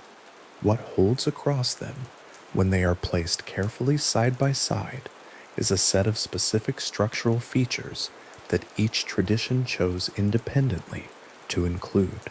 The review encompasses the full moral record of the life, not selected highlights, but the texture of the whole. The review pays particular attention to how the person's actions registered in the lives of others. The review produces an experience of clarity, sometimes uncomfortable, sometimes overwhelming, that is understood to be generative rather than merely punitive. And the review in most of these traditions is not administered by an entirely external judge, but arises from or through something interior to the person being reviewed, their own accumulated record, made visible and undeniable. Francis Densmore, the ethnomusicologist and anthropologist, who spent decades in the early 20th century documenting the musical and religious traditions of indigenous peoples across North America, recorded in her work on Ojibwe culture, a tradition involving the path of souls and the figure the soul encounters at the moment of review, what Densmore documented carefully in the fieldwork notebooks she maintained across years of extended engagement with Ojibwe communities was a tradition that shared certain structural features with the traditions described above, while being entirely its own. The figure who reviews the life just ended asks not about the person's achievements or their standing in the world, but about the quality of their conduct toward others, toward those they were responsible for, toward those who depended on them, toward the wider community of which they were a part. The framework is explicitly relational. The question being asked at the moment of review is not what did this person accomplish, but how did this person live in relation to everyone around them. James Walker, who worked with Lakota religious practitioners in the late 19th and early 20th centuries and produced a collection of religious texts that remains a significant scholarly resource, documented a parallel structure in Lakota understanding of what happens after death, the soul's journey, and the review that takes place along it attend to the same relational questions, not what the person held, but how they held it, not what they achieved, but what their achievements cost others, and what care they took of those in their community. The emphasis in both traditions is on accountability that is oriented outward rather than inward, on the self as constituted by its relations, and the life as measured by the quality of those relations over time. These traditions were not in contact with one another, and neither had access to the Egyptian, Greek, Tibetan, or English accounts described above. The structural resonances between them, the review of the moral record, the particular attention to relational quality, the understanding that what is reviewed is how the person lived in relation to others, arose separately from within different cultures' sustained attention to the same set of questions that human beings have apparently found it impossible to stop asking. What does a life add up to? What is being measured when a life is assessed? Who is present at that assessment, and from what angle?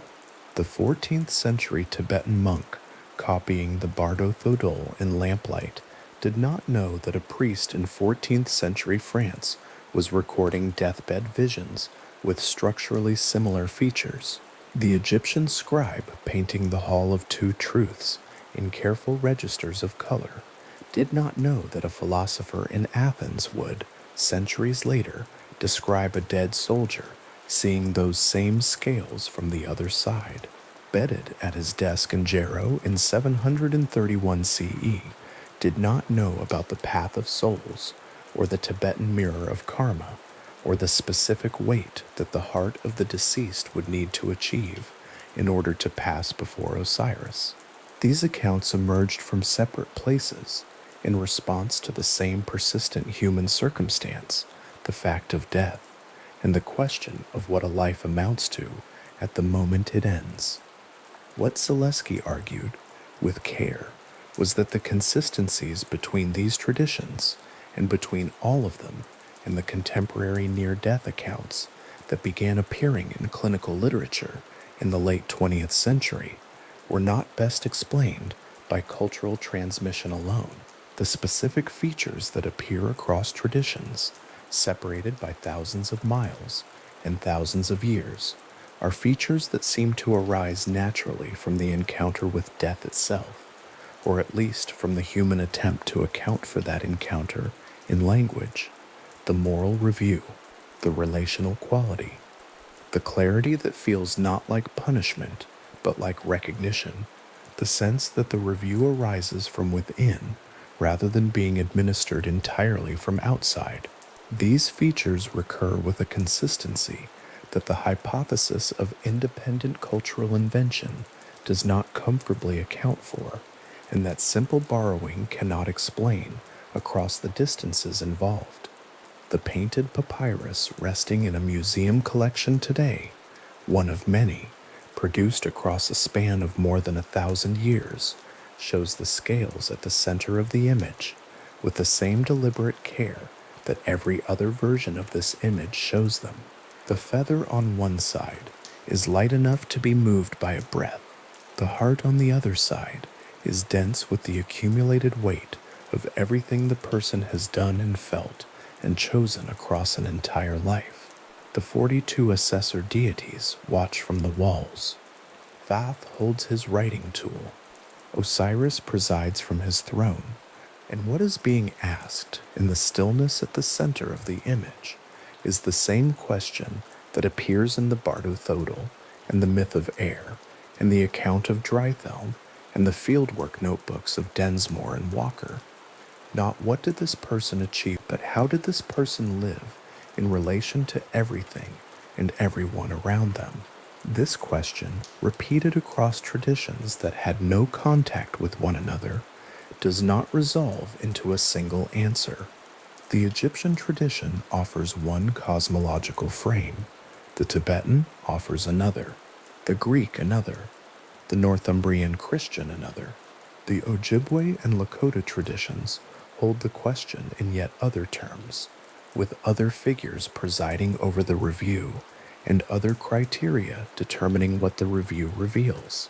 What the traditions share is not a conclusion, but a persistent conviction that the relational texture of a life matters, that it is recoverable after death, and that the review of it produces something more like recognition than like punishment. The light in the Egyptian Hall of Two Truths falls evenly across the painted image. The scales are still. The heart and the feather are the same distance from the center of the beam. What the image holds, what it has held across 3,000 years of burial practice, across hundreds of individually commissioned papyri, across the long distances of time that separate the scribe who first painted it from the museum visitor who stands before it, now is a question that has not yet been fully answered. What does the moral weight of a life actually amount to? What is really being measured?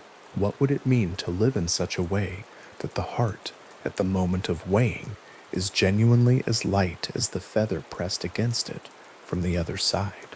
The manuscript that Bede completed at Jarrow in 731 CE, the ecclesiastical history of the English people, which includes the account of Drythelm's death and return, survives. It exists in multiple manuscript copies held in university archives and national libraries across Europe and Britain. The account of what Drythelm reported seeing during the hours between his death and his return to life is still legible in these manuscripts, in the careful Latin that Bede chose as the most precise instrument available to him for carrying the account forward. The specific details that Bede recorded, the guided journey, the scenes connected to the moral weight of lives lived, the transformative quality of the encounter that led Drythelm to leave everything he had previously valued and enter a monastery, are all still there in the words Bede set down 13 centuries ago. Bede finished writing and set down his pen. The candle beside him continued to burn for some time. Outside the monastery walls at Jarrow, the Northumbrian night was quiet, in the particular way that 8th century nights were quiet, a quietness far deeper than anything available now, without the distant sounds of engines or the ambient glow of distant settlements visible at the horizon. The manuscript dried.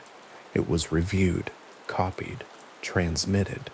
It passed through scriptoria and libraries and fires and the dissolutions of institutions that had held it, and arrived in the present day, still carrying the shape of what one man reported finding on the other side of his death and return. The account is still there. The question it carries, what is reviewed at the end of a life, from what angle, and by whose understanding, has not been answered by the 13 centuries that have passed since Bede set it down. It rests in the archive, patient and still, exactly as legible as the day it was completed. Ned Doherty was in a recovery room in 1984. The lights were the kind hospitals keep on at all hours, steady, indifferent, slightly too bright. He had survived a heart attack, and the medical facts of that survival were already being noted in the chart at the foot of his bed, in the careful handwriting of people accustomed to writing down what can be measured. What had happened to him in the interval between the moment his heart stopped and the moment it started again was not the kind of thing that fit on a chart. He lay in the bed and tried to find the words for it. He was not a person accustomed to uncertainty about language. He had built businesses, managed people, negotiated outcomes, and yet what he kept returning to, when he tried to describe the life review he had experienced, was a sensation of arrival, not his arrival into the scene. The arrival of consequences he had not known were traveling toward him. The experience he would eventually document in his published account described specific episodes of his own anger, arguments, dismissals, moments of force applied to people who had not been equipped to resist it, not as memories, not even as replays, but as something closer to inhabitation. He had felt his anger arrive in someone else's body. He had felt the fear it produced, and the hurt beneath the fear, and the particular quality of diminishment that persists in a person long after the anger has passed, and the person who delivered it has moved on without looking back. In the recovery room, reaching for words, he kept landing on the same inadequate approximations. It was not like imagining how someone felt. It was not like empathy in any sense that word is ordinarily used. It was, as nearly as he could say, the fact of it, the emotional reality from the inside of what his behavior had produced in another person at a specific moment that he had registered and then released, and that the other person had continued to carry. Barbara Whitfield, a respiratory therapist who experienced post-operative complications during spinal surgery in 1975, came to the problem from a different direction. She had spent her professional life in clinical contexts. She was accustomed to distinguishing between what patients reported and what could be measured, between subjective account and objective finding, between the feeling of suffocation and the blood oxygen level that confirmed or contradicted it. When she reviewed what had happened to her during the period when her body had been in serious difficulty on the operating table, she found herself applying that same clinical habit of distinction to her own testimony. The question she kept returning to, the one she documented in her later research writing, was the difference between imagining how someone feels and being for a moment inside the fact of it. She had spent years in medicine learning to take patients' subjective reports seriously without conflating them with objective evidence. What made her own experience difficult to categorize was that it did not feel like imagination or inference. It felt, as she wrote in her account, like direct access. What she described was a life review in which she experienced the emotional states of all parties in each scene simultaneously, not sequentially, not one after another, her own perspective first, and then the other person's. Simultaneously, which is the word she returned to, the word she chose with the care of someone who knows the difference between words, and knows that this one is the most accurate one available, even if it describes something that does not have a clean parallel in ordinary experience. She felt herself inside her own past actions at the same moment that she felt herself inside the experience of the person those actions had touched. Two locations in a single moment. Two streams of feeling in a single awareness. The geometry of it did not correspond to anything she knew from waking life, and she noted this specifically because the gap between the reported phenomenon and what ordinary frameworks can accommodate was, in her view, one of the most relevant facts about it. The research of Cherie Sutherland, an Australian sociologist who conducted structured qualitative interviews with 50 near-death experience survivors in the late 1980s, documented something that appeared consistently across accounts that had no contact with one another.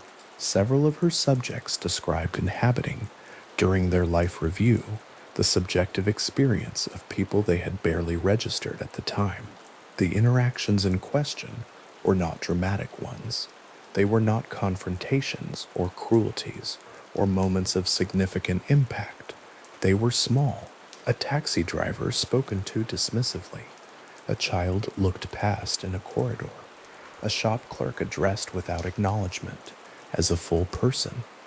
What the subjects described was not a review of the interaction from the outside, not a replay of the scene as it had occurred, but an experience of the other person's interior state during and after that brief, apparently insignificant exchange. One subject in Sutherland's collected testimony described the experience of the taxi driver specifically, The driver's weariness was one detail. The quality of the dismissal, its confirmation of something the driver already feared about his own invisibility in the world, was another. The subject, during their life review, had felt these things from the inside, not inferred them, not observed them, felt them with the full immediacy of first-person experience, as though the driver's interior life had been available to them as directly as their own. Sutherland documented this category of testimony carefully, noting that the encounter's subjects described in this way were specifically those they had paid least attention to at the time, the ones that had not registered as significant, had not been retained in long-term memory, had not been revisited or reflected upon. The life review, as these subjects described it, returned those moments with a completeness that waking consciousness had not given them. The archive maintained by the International Association for Near-Death Studies at the University of Virginia holds a substantial body of first-person testimony submitted over several decades. Within that archive, researchers have identified a recurring category appearing across accounts from different countries, different decades, different demographic backgrounds, in which subjects attempt to describe a specific structural feature of their life review experience that ordinary language does not have a ready word for. The phrase that appears most consistently across accounts that had no access to one another is some version of simultaneous self-observation and victim embodiment. Seeing oneself from outside, in the scene, while simultaneously feeling the full subjective experience of the other person in the scene. Two positions occupied at once, two streams of experience held in a single awareness. This is the feature that subjects across all the variation in the accounts tend to describe as the most difficult to communicate, not because it was painful in most accounts, but because it refers to a mode of awareness that does not appear to have a counterpart in ordinary waking or dreaming consciousness. One account in the INDES archive, submitted in the 1990s and preserved in the collection, includes a passage in which the writer attempts to solve the problem of description by proposing a phrase and then rejecting it. The writer types the phrase 2 places at once and then crosses it out. The crossing out is preserved in the archive document and writes beside it in what appears to be a single continuous movement of thought, not 2 places, 1 place from 2 sides at the same moment. The writer does not develop the point further. The correction stands alone in the margin next to the crossed out phrase as the closest available approximation of something that the available vocabulary does not quite reach. The document is still held in the archive. It is still part of an active collection. The crossed out phrase and the correction beside it are still legible. The accounts documented by researchers, including Bruce Grayson and Kenneth Ring, include a specific subcategory that returns again and again across unrelated testimonies, accounts in which the interactions that surface during the life review are not the large ones, not the obvious ones, but moments of such ordinary smallness that the subject had retained no memory of them whatsoever. A momentary impatience at a grocery counter, a failure to acknowledge a greeting, an interruption that had cut someone off mid-sentence at a meeting that the subject remembered as unremarkable.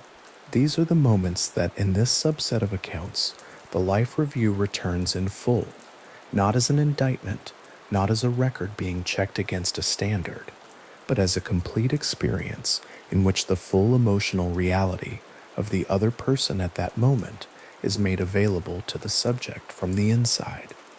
Grayson's collected accounts include a case involving an impatient response to a stranger who had asked for directions on a busy street, a transaction the subject had no memory of at all and would not have described as a significant moment in their life under any other circumstances. During the life review, The stranger's interior state at that moment was present to the subject with complete immediacy. The stranger had been carrying something, not the question about directions, but everything surrounding it. The state of mind behind the small act of reaching out to another person in a public space, the particular vulnerability of asking, the way the impatient response had confirmed something the stranger had not wanted confirmed. The subject reported feeling all of this from the inside, not as inference, not as reconstruction, but as direct experience, at the same time that they observed themselves on the busy street, impatient and moving on. What makes this subcategory of accounts notable across the research record is its consistency. The encounters chosen, if chosen is the right word, are not the ones a person would select if they were constructing a morally instructive narrative about their own life. They are not the memorable failures, not the recognizable wrongs, not the episodes a person carries as regret. They are the ones that left no trace in conscious memory at all. The cashier greeted without eye contact. The colleague interrupted and not noticed. The small contraction of another person's spirit in a moment that was, for the subject at the time, entirely unremarkable. This detail, that the life review returns the forgotten interactions rather than the remembered ones, is among the most consistently reported features in this subcategory and among the most difficult to account for through ordinary frameworks of memory and self-reflection. Barbara Whitfield returned to this question in her research writing, in the careful and specific language of someone working at the intersection of clinical experience and documented testimony. What ordinary memory retains, she observed, is shaped by attention, by what mattered to the person at the time, by what carried emotional weight, by what was noticed as significant. What the life review appears to return in the accounts she and others have documented is indifferent to those filters. It returns what happened and what happened in the other person's experience, without regard for whether the subject noticed it, registered it, retained it, or considered it worth keeping. It returns the moment as it existed in its fullness, from all the positions it existed in simultaneously: the subject's position, the other person's position, the emotional reality of both, available at once. Ned Doherty, in the recovery room in 1984, was trying to describe this to a nurse. The nurse was writing something down. The lights above the bed were still the indifferent hospital lights, and the chart at the foot of the bed was still being kept in the careful language of what can be measured. He was reaching for a specific word, or several words, for a sensation he had experienced, the sensation of having felt his own anger arrive in someone else's body, and finding that the available vocabulary kept falling short in the same direction. Every word he tried described the experience at one remove. Every phrase placed him in the position of someone inferring another person's feelings, someone imagining them, someone extrapolating from behavior and expression and context. None of the available phrases described the position he was trying to describe, which was the position of having been inside the other person's experience in the same way that he was inside his own, not observing it, not imagining it, present in it, from the inside, with the same immediacy and certainty that characterizes direct first-person experience. The International Association for Near-Death Studies has maintained its archive at the University of Virginia across several decades of continued collection. The testimonies it holds span a long period of time and a wide range of cultural and demographic backgrounds. Researchers working with the archive have noted that the vocabulary subjects use varies considerably. People reach for the language available to them, which is shaped by education, culture, spiritual background, and the particular set of metaphors their world has given them for describing interior experience.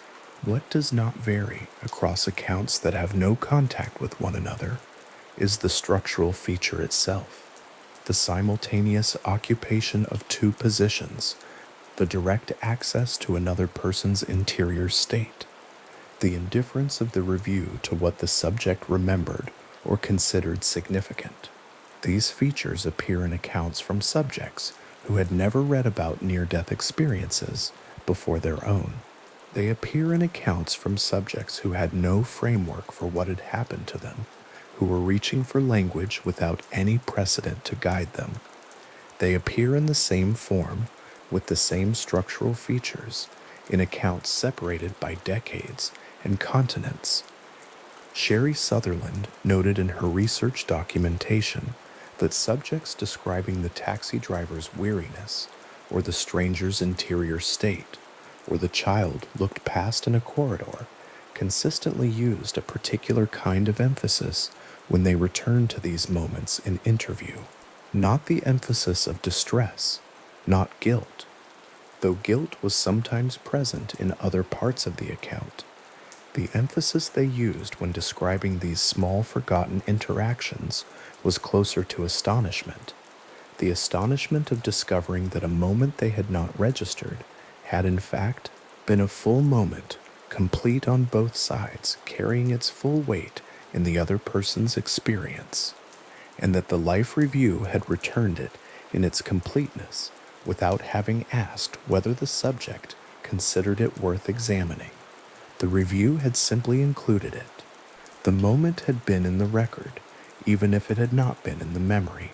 Bruce Grayson's research collection at the University of Virginia holds a case file that describes a specific and unremarkable moment. A door, a stranger approaching from behind, carrying packages, the subject moving through the door without holding it, the door closing, the stranger managing the packages and the door together, in that small and slightly awkward negotiation that a closed door requires of someone whose hands are full. In isolation, the moment is so ordinary that describing it requires effort.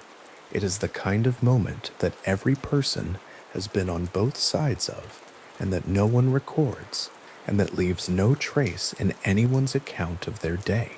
The subject, at the moment the door closed, had been thinking of something else entirely. They were gone before the door finished its motion.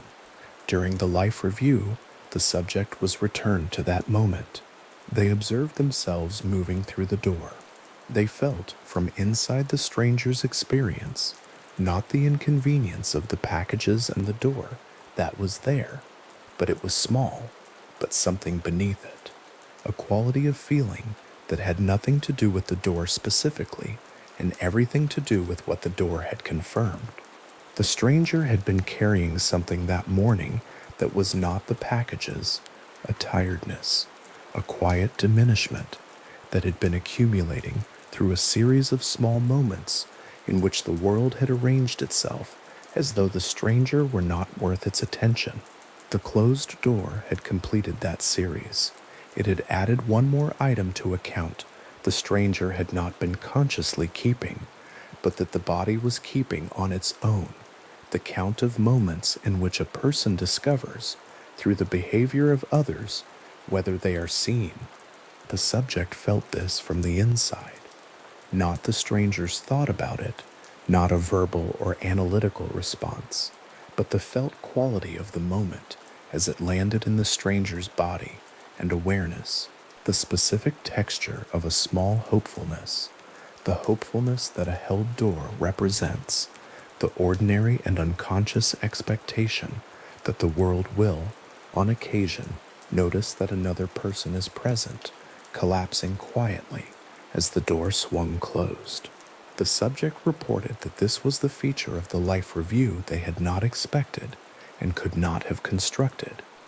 Not the large moments, not the recognizable failures, the small, specific, entirely forgotten collapse of a stranger's quiet hopefulness on a particular morning, available to the subject from the inside, with the same directness and certainty as any first-person experience they had ever had.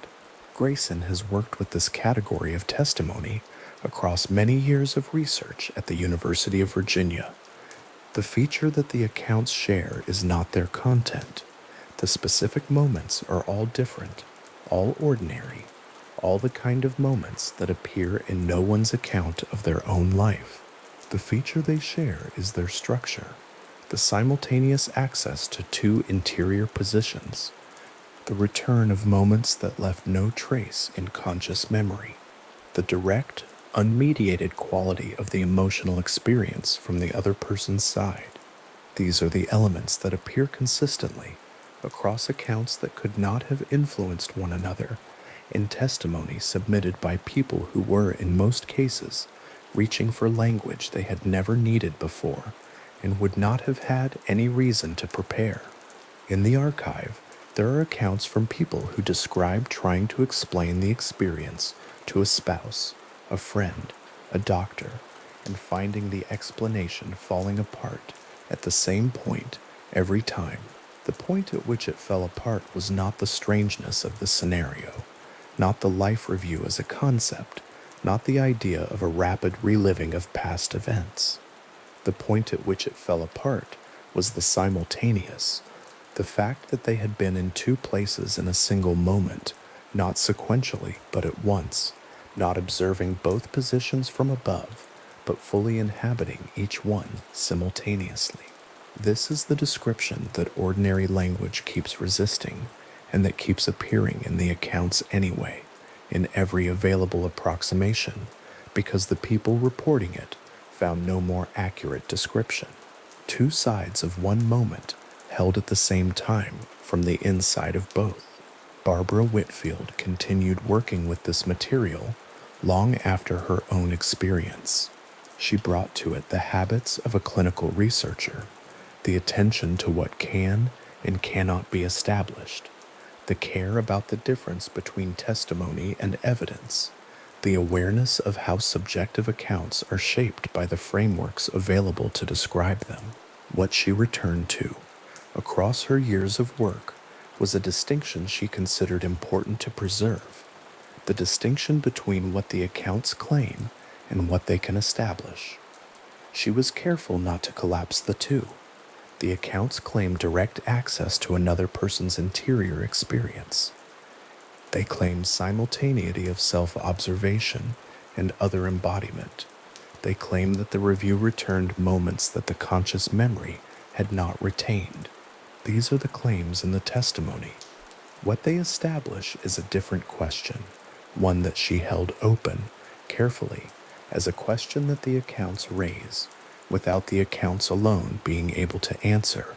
What the accounts do establish, in her reading of them, is that a large number of people, across demographics and decades and cultural contexts, have described the same structural experience in terms that are more consistent than chance or cultural influence can easily account for.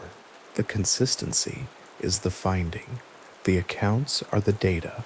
What the data means is a question that the data alone cannot settle, and Whitfield was explicit about this, not as a deflection, but as the honest position of someone who had spent years inside the material and found the open question more interesting than any premature closure of it. Ned Doherty's account, published eventually in his 2001 book, describes the recovery room morning as the beginning of a long effort to understand what had happened to him in terms that could be shared with others. He spent years moving between the experience and language, trying to close the distance between what he had felt and what words could carry. The specific sensation he returned to most consistently, the one that resisted description most persistently, was the sensation of having felt his own anger arrive in someone else's body, not observed it, not inferred its effects, felt it arrive, felt what it produced, felt the fear it created, and the hurt beneath the fear, and the residue of diminishment that remained after the moment had passed. He had felt this as directly as he had felt anything in his life. The directness was not metaphorical.